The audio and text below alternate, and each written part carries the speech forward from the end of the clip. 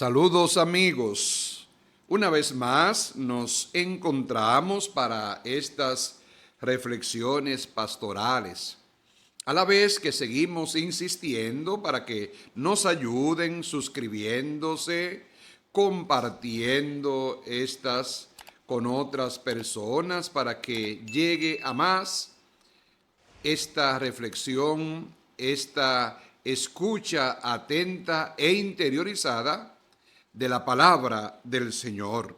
Hoy nos reconocemos en los discípulos que no entienden bien lo que Jesús les dice y les da miedo preguntar. Nos reconocemos porque a veces también nosotros no entendemos que haya que pasar por el dolor, el sufrimiento, la pérdida y la muerte para alcanzar una vida nueva y mayor. Nos reconocemos porque no queremos aceptarlo, porque también en nosotros nuestra imagen de Dios, lo que queremos de Él, lo que esperamos de Él, lo que necesitamos de Él en el fondo, esconde nuestro propio deseo, nuestra propia apetencia, nuestro querer, nuestra propia ambición. Buscamos que Dios haga nuestra voluntad y no necesariamente lo que Él nos pide. Nos reconocemos en ellos y por eso el Señor nos llama a abrir bien el corazón. Como bien en estos domingos pasados se nos invitaba a abrirnos, abrir el corazón, abrir la mente, abrir nuestra existencia, a confiar, a creer más en Él que en nosotros mismos, a purificar nuestros deseos y a recordar que en Él está realmente la plenitud de la existencia humana, que nuestros deseos y tantas veces nos engañan y que solamente Dios puede alcanzarnos la felicidad. Nos preguntamos muchas veces y somos incapaces de buscar la información adecuada, de ir a la fuente adecuada. Y hoy nos recuerda cómo los discípulos no entendían lo que decía y le daba miedo preguntar. No tanto hacer la pregunta, sino esperar la respuesta. Esa respuesta que no siempre coincide con lo que yo quiero oír, con lo que yo quiero escuchar. Y en variadas ocasiones vemos en el Evangelio que en algunos pasajes se cumple una función de ser como un espejo para que lo que nosotros contemplamos. Pasajes que nos ponen frente a nosotros mismos, que señalan directamente a nuestro interior, preguntándonos qué hay en él. Nosotros tampoco entendemos lo que el Señor nos dice cuando su palabra y con su vida y con su presencia en la nuestra nos recuerda que el dolor, el sufrimiento, la pérdida y la muerte no es tan solo sean parte de la existencia de la que no podemos separarnos jamás, sino que además son necesarios, dada su inevitable realidad, para crecer, para cambiar, para ser más, para tener más vida y vida en abundancia. No lo entendemos o quizás no nos interesa entenderlo o no queremos entenderlo. Por eso nos da miedo preguntar, ahondar, profundizar. No lo queremos entender porque de hacerlo, de preguntar, de ahondar, nos pondrá de frente, como dice la carta de Santiago, nuestros deseos errados.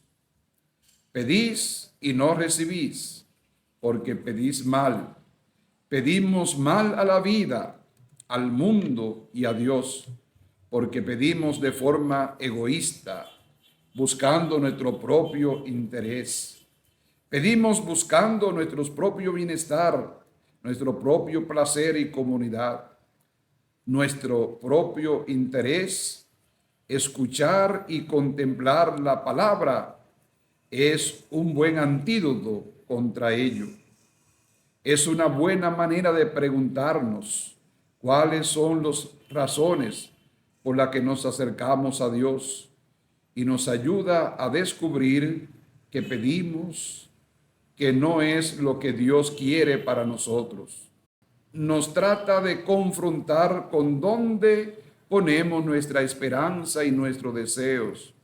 ¿Qué es lo que realmente buscamos en Dios? Nos señala que tantas veces erramos en nuestros deseos pensando que hay claves de nuestra vida que serían mejores si estuvieran olvidando que es imposible que fuera de Dios el Señor, el humano alcance la plenitud.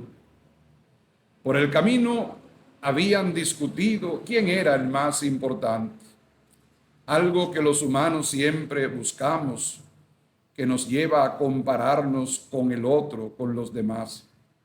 Con afecto y cariño, con cuidado y amor, el Señor Jesús nos vuelve a mostrar su pedagogía, recordándonos, tratando de que volvamos a pasar por el corazón, que no es el poder, la fama, la gloria, el dinero, el éxito, lo que llena el corazón del ser humano.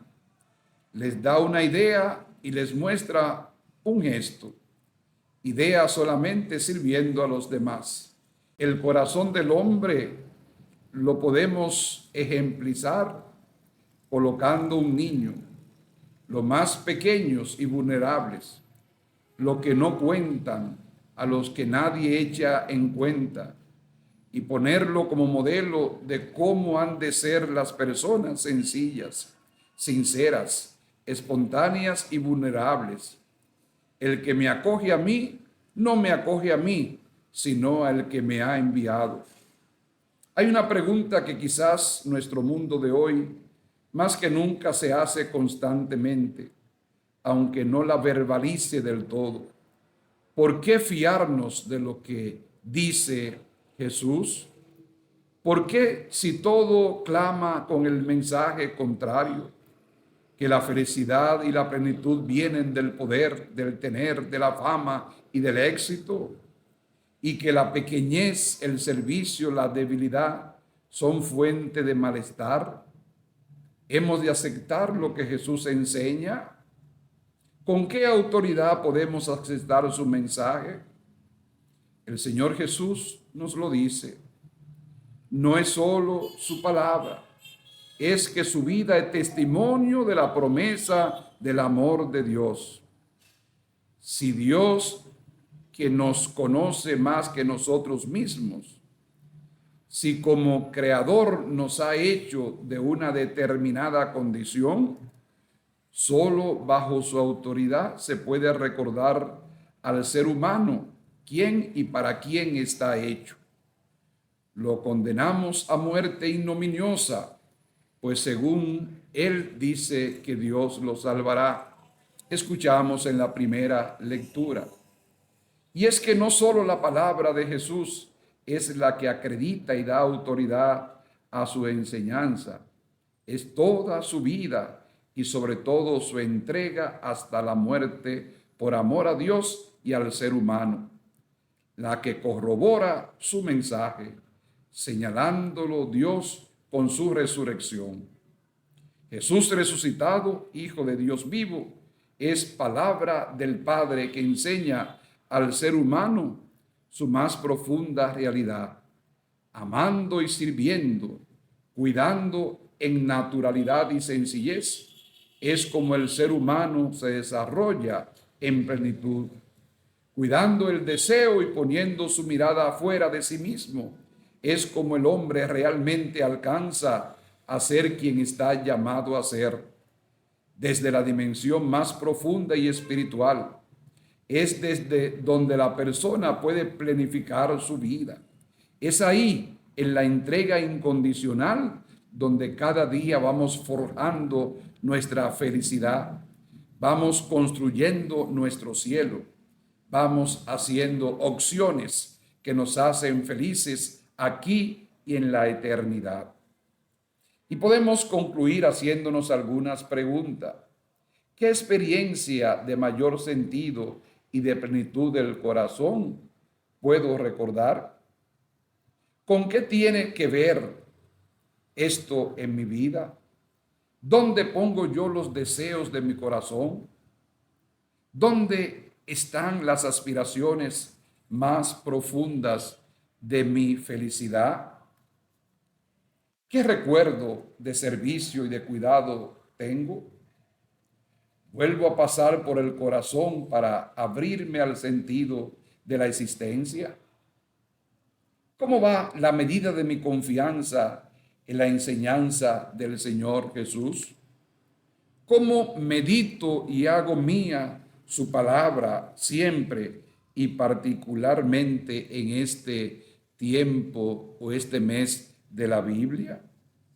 ¿Cómo tengo como referencia los modelos, el Señor, su Madre María, Nuestra Señora de las Mercedes, los santos, tantas personas que hicieron suya este llamado de Dios y que confiaron plenamente en Él? Y entonces nosotros podremos orar con ese salmo responsorial que hoy oramos, el Salmo 53. El Señor sostiene mi vida y por lo tanto no debo temer ni de nada ni de nadie, porque Él está conmigo, me acompaña siempre en mi vida hasta el fin. Feliz jornada para todos. Cristo está